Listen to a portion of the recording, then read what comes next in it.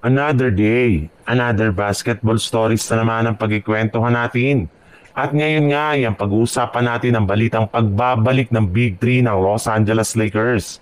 At ang balitang nag-request na nga daw si Stephen Curry sa Golden State Warriors.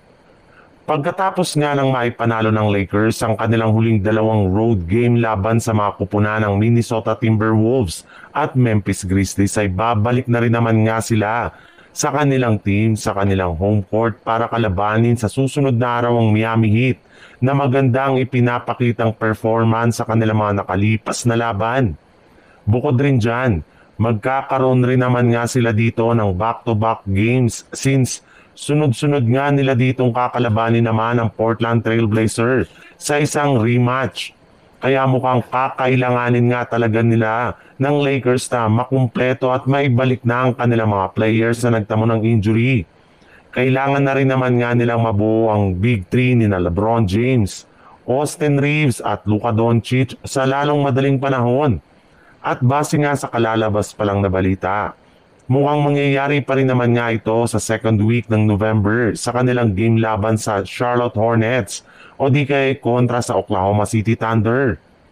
Sa ibang balita naman, nagkaroon na nga sana ang Golden State Warriors ng napakalaking oportunidad na makuha ang panalo sa kanilang game laban sa Indiana Pacers.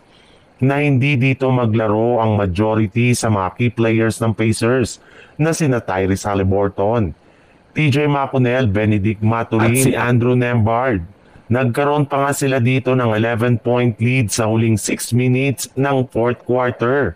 Kaya malaki nga talaga ang kanilang tsansa na makuha na nila ang panalo sa kanilang game. Hindi nga akalain na magchuchok pa dito ang kanilang kupunan matapos nila hayaan ang Pacers na magkaroon ng scoring run sa huling mga minuto ng fourth quarter na siyang dahilan ng kanilang pagkatalo pa sa score na 114-109.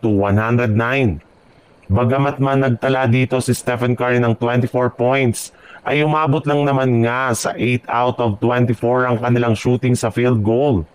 At dahil nga sa kanilang pagkatalo ay umabot na nga sa 2 games ang kanilang losing streak at bagsak naman sa 4 wins sa 3 losses ang kanilang record.